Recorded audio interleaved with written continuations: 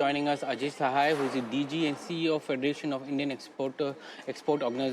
Organization. Ajay, thank you very much for joining us today on ET Now. Uh, your first thoughts on the deal, and especially the fact that President Trump is talking about $500 billion of imports by India.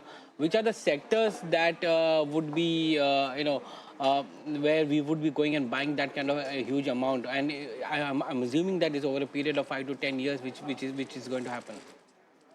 In fact, it's a very positive development. We were waiting for this to happen. We were so near yet so far, and finally it has happened. And we are looking forward for increasing our trade. I think when we are looking into importing more from the US, the focus will be, of course, on the defense, aviation sector, and probably the petroleum sector. In all these segments, we will be importing much more from the US, and other items like high technology and rest of the product will also flow. But we are pinning more hopes on the defense, aviation, and petroleum and gas sector. When we are looking into quantum jump in imports and meeting the high volumes of imports from US. Which are the Indian sectors, especially export oriented, which will benefit immediately? My understanding is that this is a time for many of the Indian labor intensive exporters to put in bids for the summer sales that happen in the US. Is this a timely decision to have a trade truce where India will be paying around 18% and US would be getting zero tariff?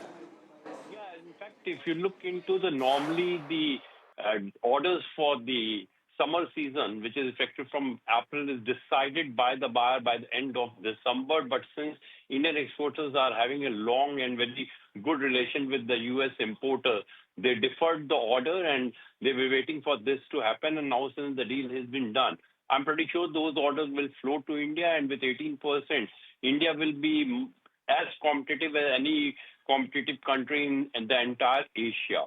So not only in the apparel and textile and the leather sector, but even in the rest of the sector, whether it's gem and jewelry, handicraft, carpets, marine, and other labor-intensive sector, we tend to gain. Even in many of the technology-driven sector in the engineering exports also, we will be looking forward for increasing the exports. In fact, with the front loading of exports and some of the sectors being exempted, even if you look into India's export to the US in April to November, we clocked around 12% growth.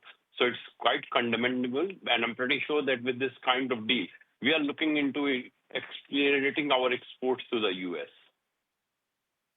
Ajay, want to understand the currency angle as well over here. While it's 18% for tariffs, the rupee has depreciated quite a fair bit. What's the math looking like on what the dent is going to be, and how much more would exports be viable then in that case?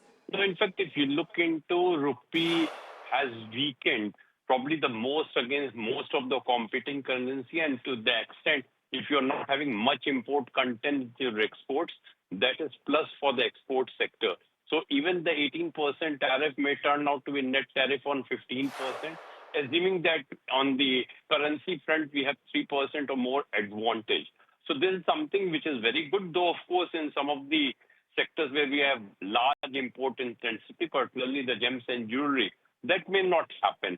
But the fact is that on the currency front, when we are looking into the exports, we will be gaining against any of the country if you look into it 12 months origin. Though, of course, when you are looking into the import side, it has definitely a negative impact on the imports. Ajay, you spoke about the fact that which are the sectors where we will be able to, import from the US. Do you still think there would be some kind of giveaway with respect to some sectors like agriculture, which has been a red line for us? There would have been some kind of compromise there. I think in the agriculture, if there is a compromise, it will come with some kind of a quantitative restriction. It will not be that the entire quantity will come into India at a zero or concessional tariff, maybe some kind of tariff rate quota be prescribed and certain quantities may be allowed at zero due to concessional duty. I'm pretty sure that the negotiator will take care of the sensitivity of this sector in India. Okay, Ajay, great to be speaking with you today. Thank you so much for your time. We'll take a very quick break, come right back. We'll try and analyze how the markets are going to perceive the trade deal between India and US, but that on the other side of this very quick break.